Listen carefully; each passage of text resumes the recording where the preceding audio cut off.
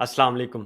कैसे हाल हैं आपके? उम्मीद करता हूं कि आप सब ठीक होंगे और फिट फाट होंगे। इस चैनल के ऊपर ये हमारा फर्स्ट Q&A सेशन है, तो जो भी Q&A सेशन होगा वो इसी चैनल के ऊपर होगा। जैसा कि मैंने आपको लास्ट वीडियो में बताया था कि जो भी आप सवालात करेंगे, वीडियोस के नीचे कमेंट्स करेंगे, उन सवालात के जवाबात आपको इस चैनल से दिए जाएंगे ताकि आपको कोई भी मुश्किल ना हो, आप अपना काम ईजिली कंटिन्यू कर सकें। सो चलें बगैर टाइम वेस्ट के Q&A सेशन को स्टार्ट करते हैं। मेक श्योर कि आपने चैनल को सब्सक्राइब किया हो और बेल आइकन को प्रेस किया हो ताकि जो भी वीडियो अपलोड हो उनमें अगर आपका कोई क्वेश्चन हो तो आपको उसका आंसर बर वक्त मिल जाए। सो क्वेश्चन नंबर 1 हमारे पास है, निम्रा ताहिर इनका नेम है। इन्होंने यहाँ पे सवाल किया कि सर सेल्स कॉपी की सर्विस प्रोवाइड करने के लिए हमें अपनी वेबसाइट की जरूरत है, क्या सेल्स कॉपी की सर्विस प्रोवाइड करने के लिए हमें अपनी वेबसाइट मस्ट चाहिए? सो इसका यहाँ पे सिंपल सा आंसर है कि बिल्कुल भी नहीं। अगर आप वेबसाइट क्रिएट करते हो तो उसमें ज्यादा फायदा है, और अगर आप क्रिएट नहीं करते तो आपका नुकसान कोई इतना ज्यादा नहीं है। बगैर अपनी वेबसाइट बनाए भी आप क्लाइंट्स फाइंड कर सकते हो, क्लाइंट से ऑर्डर ले सकते हो और क्लाइंट को ऑर्डर डिलीवर करके दे सकते हो, और क्लाइंट से आप पेमेंट भी रिसीव कर सकते हो। वेबसाइट से ये होता है कि क्लाइंट के ऊपर एक अच्छा इंप्रेशन पड़ता है और एक ज्यादा चांसेस होते हैं कि आपको क्लाइंट ऑर्डर दे दे। लेकिन बगैर वेबसाइट के भी आपको काम मिल जाता है, क्लाइंट्स मिल जाते हैं और क्लाइंट्स आपको ऑर्डर दे देते हैं। इसके बाद क्वेश्चन नंबर 2 हमारे पास है, नाइला अंदलीब इनका नेम है। इन्होंने यहाँ पे सवाल किया कि सर एक आर्टिकल में हमें कितनी इमेजेस ऐड करनी चाहिए? इसका जवाब ये है कि इसका कोई भी स्पेसिफिक नंबर नहीं है कि आपने एक आर्टिकल में 2 इमेजेस ऐड करनी है, 3 करनी है, 4 करनी है, कोई इसका स्पेसिफिक नंबर नहीं है। अगर आप किसी क्लाइंट के लिए आर्टिकल राइट कर रहे हो तो ये उस क्लाइंट के ऊपर डिपेंड करता है। बाज़ औक़ात क्लाइंट कहते हैं कि आपने इस आर्टिकल में एक भी इमेज को ऐड नहीं करना, मैं खुद करूंगा, आप जस्ट मुझे आर्टिकल राइट करके दें। तो उस वक्त आपने कंप्लीट आर्टिकल सिर्फ अपने क्लाइंट को ऐड करके देना होता है। और बाज़ औक़ात हमारा क्लाइंट ये कहता था कि आपने आर्टिकल में एक इमेज को ऐड करना है, 2 को करना है, 3 को करना है।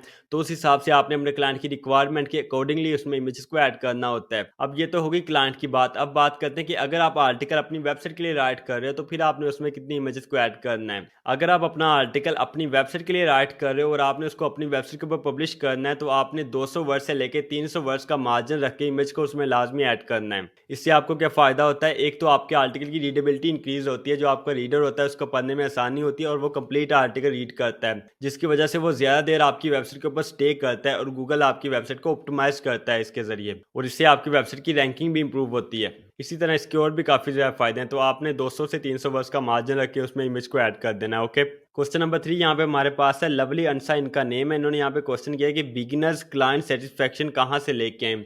मतलब कि पोर्टफोलियो क्रिएट करने के लिए जो बिगिनर है, जिन्होंने अभी तक एक भी क्लाइंट के साथ काम नहीं किया, वो क्लाइंट सेटिस्फेक्शन कहाँ से लेके आए? देखिए, ये कोई ज़रूरी नहीं होता कि आपने अपने पोर्टफोलियो में लाजमी क्लाइंट सेटिस्फेक्शन ऐड करनी है। जो बिगिनर है उसके पास नहीं है तो क्या वो काम करना बंद कर दे? मैं भी पहले एक दिन बिगिनर था। आज से 6 साल पीछे जाएँ तो मैं बिल्कुल एक बिगिनर था। मैंने एक भी क्लाइंट के साथ काम नहीं किया था, लेकिन फिर भी मैंने काम स्टार्ट किया, मुझे ऑर्डर मिले, मैंने अपने क्लाइंट्स को ऑर्डर डिलीवर करके दिए, फिर मैंने अपना आहिस्ता-आहिस्ता पोर्टफोलियो क्रिएट किया। और इसी तरह भी जैसे-जैसे इंसान मेहनत करता जाता है, अल्लाह ताला उसके ऊपर कर्म करते जाते हैं। सो बात करने का मकसद ये है कि क्लाइंट सेटिस्फेक्शन के बगैर भी आपका काम चल जाता है। क्वेश्चन नंबर 5 हमारे पास है, अशजाउर रहमान इनका नेम है। इन्होंने यहाँ पे सवाल किया है, गुलफाम भाई अगर CNIC नहीं हो लेकिन स्मार्ट कार्ड हो तो इससे काम चल जाएगा? ये स्पेशल स्टूडेंट्स का क्वेश्चन है। सो बेसिकली जो इनका क्वेश्चन है ये बाइनांस के अकाउंट के रिलेटेड है कि बाइनांस का अकाउंट वेरीफाई करवाने के लिए CNS की जरूरत होती है, लेकिन ये कह रहे हैं कि मेरे पास CNS नहीं है, मेरे पास क्या है, स्मार्ट कार्ड है। तो स्मार्ट कार्ड से काम चल जाएगा?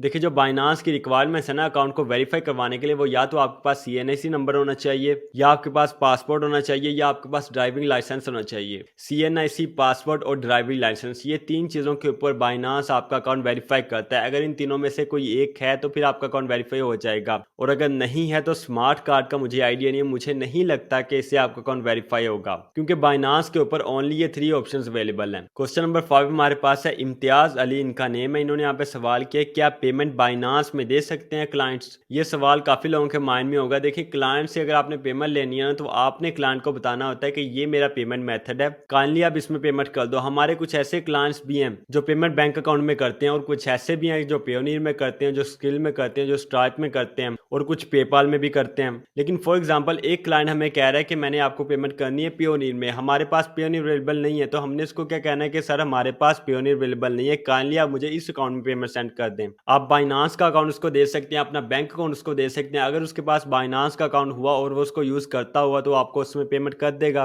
और अगर उसके पास अवेलेबल नहीं हुआ तो उसने आपको कहना है कि सर माजरत है, मेरे पास ये अवेलेबल नहीं है, आप काइंडली कोई और पेमेंट मेथड मुझे बता दें। तो फिर आपने कोई और उसको बता देना। सो इस तरह से ये तरीका का काम करता है। ये कोई फिक्स मेथड नहीं होता कि क्लाइंट ने एक फिक्स किया हुआ है या आपने एक फिक्स किया हुआ है। सो दी लास्ट क्वेश्चन आज के लिए इतना ही। क्वेश्चन नंबर 6 हमारे पास है। संदल खान इनका नेम है। इन्होंने यहाँ पे सवाल किया है, can I submit my one article on different websites, please let me now. इनका सवाल यहाँ पे ये है कि इन्होंने एक आर्टिकल राइट किया और ये चाह रहे हैं कि एक आर्टिकल वो डिफरेंट वेबसाइट्स को सेंड कर दें। क्या ऐसा किया जा सकता है? जी बिल्कुल ऐसा किया जा सकता है। आप अपना एक आर्टिकल डिफरेंट वेबसाइट्स को सेंड कर सकते हो, लेकिन शर्त यह है कि वो एक आर्टिकल डिफरेंट वेबसाइट्स वाले उसी रिक्वायरमेंट्स के अकॉर्डिंगली एक्सेप्ट करते हो। ये ना हो कि एक बिजनेस की वेबसाइट है, एक फैशन की वेबसाइट है, आप बिजनेस का आर्टिकल लिख के फैशन वाले को भी सेंड कर दो, तो ये तो बेवकूफ़ी है ना। इस तरह नहीं आपने करना। दो बिजनेस की वेबसाइट है, 3 है, 4 है, या फॉर एग्जाम्पल लगा लेते हैं कि 10 बिजनेस की वेबसाइट है, तो आप एक आर्टिकल राइट करो, उन 10 को सेंड कर दो। अगर आपका आर्टिकल किसी एक वेबसाइट से भी एक्सेप्ट हो जाता है तो आपने दूसरी वालों को बता देना कि जी मेरा आर्टिकल एक्सेप्ट हो चुका है, काइंडली इसको इग्नोर कर दे, मैं आपको न्यू आर्टिकल सेंड कर दूंगा। तो इस तरह से ये तरीका का वर्क करता है। ओके,